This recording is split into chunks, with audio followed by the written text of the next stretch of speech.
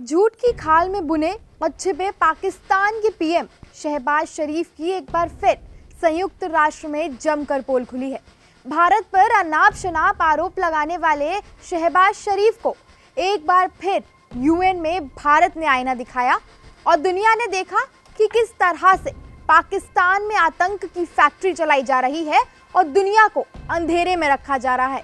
दरअसल संयुक्त राष्ट्र महासभा के 80वें सत्र में पाकिस्तान के प्रधानमंत्री शहबाज शरीफ ने एक बार फिर भारत के खिलाफ कई आरोप लगाए।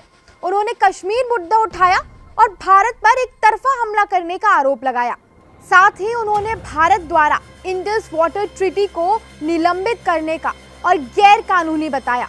शहबाज ने अमेरिका के राष्ट्रपति डोनाल्ड ट्रंप की तारीफ करते हुए उन्हें नोबेल शांति पुरस्कार के लिए नामांकित करने की भी बात कही। उन्होंने भारत के साथ बातचीत शुरू करने का प्रस्ताव रखा और इसे अपना सबसे ईमानदार और गंभीर प्रस्ताव बताया।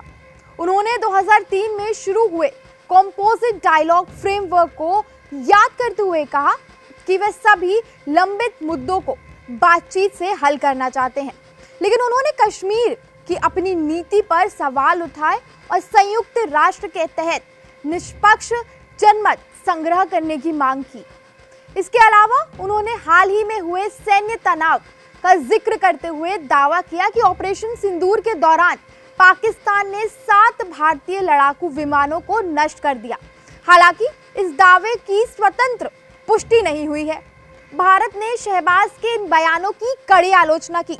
भारत की ओर से यूएन में स्थायी मिशन की प्रथम सचिव पटेल गहलोत ने जवाब देते हुए कहा कि पाकिस्तान बार बार आतंकवाद को बढ़ावा देता रहा और अब उसकी असलियत दुनिया के सामने आ चुकी है। उन्होंने बताया कि पाकिस्तान अल कायदा का सरगना रह चुका है।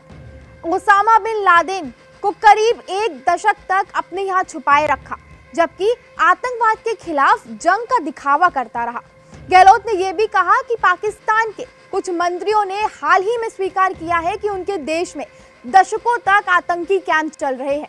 उन्होंने बताया कि पाकिस्तान में यूएन सुरक्षा परिषद में रेसिस्टेंस फ्रंट नामक आतंकी संगठन को बचाने की कोशिश की जा रही है, जो जम्मू कश्मीर में पर्यटकों की हत्या में जिम्मेदार है। पटेल गहलोत ने शहबाज के ऑपरेशन सिंदूर के दावे को भी खारिज करते हुए कहा कि भारत ने पाकिस्तान के आतंकी ठिकानों को निशाना बनाया और बड़ी सफलता हासिल की। उन्होंने कहा कि पाकिस्तान की सेना ने 9 मई तक भारत पर हमला करने की धमकी दी, लेकिन अगले ही दिन युद्ध विराम करने की मांग की।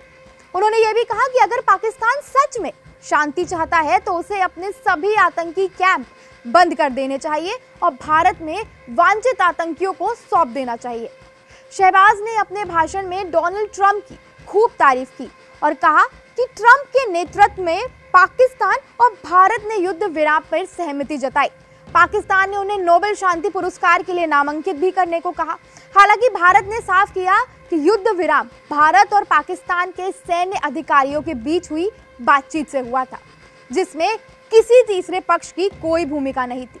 लेकिन पाकिस्तान के पीएम अमेरिका के राष्ट्रपति को खुश करने की हद पार कर चुके हैं, कसम खा चुके हैं।